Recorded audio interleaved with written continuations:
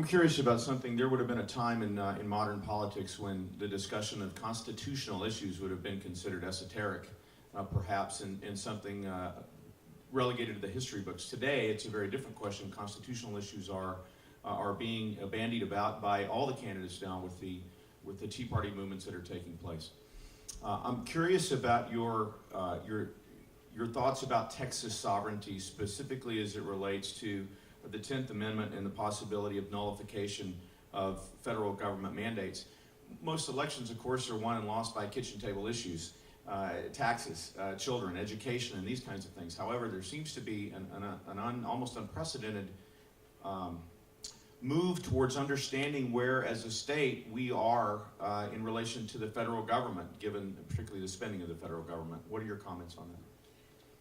You don't have to do a lot of reading about our history to know when the Constitution was ratified, that was the prevailing argument was we like being independent sovereign states, and we're very concerned about coming together as a union because we believe that the union will become very powerful, and that's the very thing we fought a Revolutionary War for. We do not want this overpowering central government. I graduated from high school in 1980. The first vote that I cast was for Ronald Reagan as president, and he was going to help, among other things, get rid of the U.S. Department of Education. And yet here we are nearly 30 years later, and we still have a U.S. Department of Education that continues to grow and grow. And so as I undertook to enter this race for governor, not only looking at what Texas could do, but looking at the environment that we find ourselves in as a state, and recognizing this overbearing federal government, began to search for what else could we do. I think all of us, know that story, keep doing what you've been doing is the definition of insanity. We keep putting pressure on Washington and trying to get Washington to get smaller and stay out of our lives, and it hasn't been working. Get back to history and recognize that the founders understood that. They understood that that would happen, and they believed in the 10th Amendment that they had provided a remedy to prevent that overgrowth of federal government. And that remedy was for the state to stand sovereign. That means the state has no authority above it except for those areas expressed or delineated in Article 1, Section 8 of the U.S. Constitution. Besides the irrelevance, if you will, of the Constitution, I think we really also give lip service to the rule of law. That is fundamentally what distinguishes a constitutional republic from a popular democracy. This nation is free and prosperous because she has a set of laws that create fairness and justice for everyone, but we've got to function under that rule of law and apply it equally to everyone.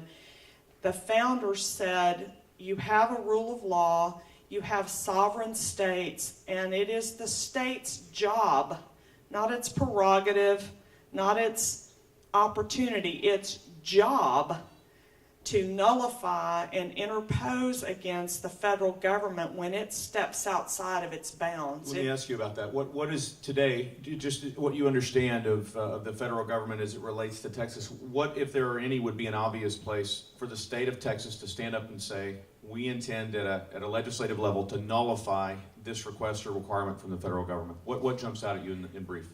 Boy, the healthcare stuff has to jump out first because that's the thing on everybody's mind. And I think that's pretty obvious, but maybe a less obvious place is, for example, the Environmental Protection Agency. Nothing in the Constitution giving the federal government authority to do that. Does that mean that there should be no environmental regulation in the United States of America? Absolutely not. But it's up to the state to regulate its industry if it needs regulating. So Oklahoma may do it different than Texas opts to do, but Texas ought to have legislation that nullifies actions by the EPA. Our Attorney General ought to go to court and begin to challenge the EPA in federal court and get the EPA out of Texas. We've got an agency here in this state that implements both state and federal environmental law, environmental action, because I think we misspeak when we attribute the weight of law to things that the federal government does that's outside of the Constitution. We ought to say illegal federal action. We have the Texas Commission on Environmental Quality that implements illegal federal action, jumping through the hoops that the EPA sets. We ought to say, the governor ought to say to the Texas Commission on Environmental Quality, we will not be the handmaiden of the EPA. It has no authority in Texas. We will not implement those laws. We will not audit our employers to implement federal EPA guidelines. Texas will enforce Texas law.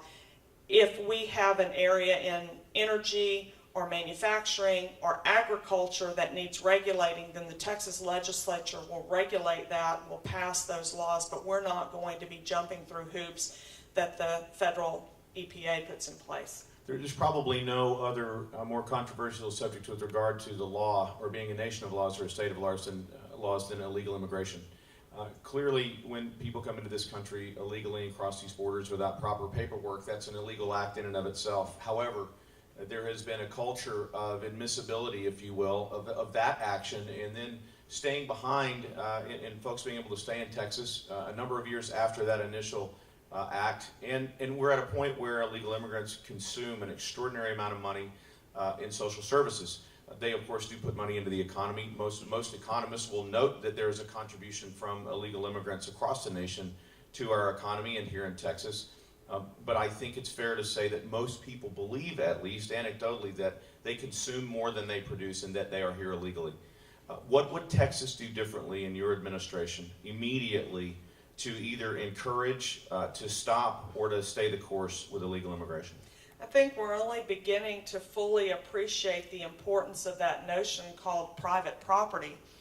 Most people, when we talk about securing and protecting private property, you think in terms now of not having that property tax bill anymore.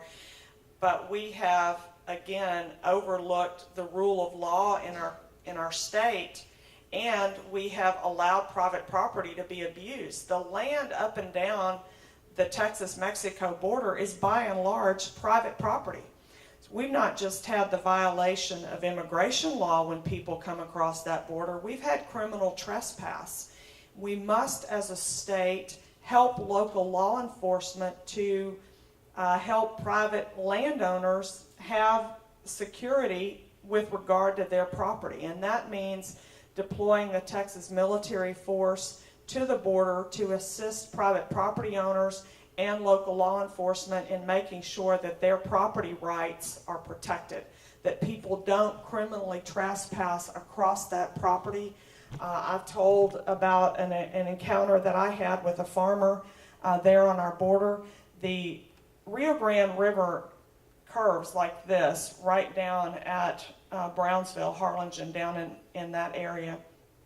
And this man's family has farmed that property for several generations.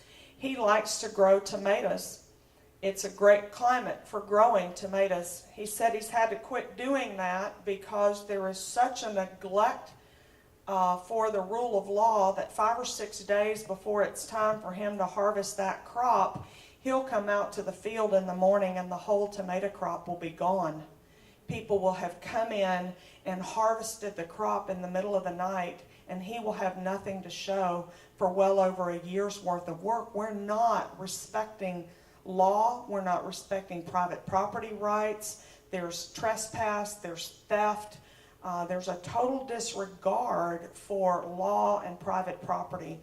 We've got to restore that. We do that by deploying the Texas military force, Army National, Air National, and State Guard to the border, making those men and women available to private property owners to help them secure their property, And we engage a more meaningful dialogue with the governors of the Mexican border states and with President Calderon to help him understand that we really are going to begin to stand up for and defend Texans who have lived kind of in this no man's land for the last 30 years or so along our southern border.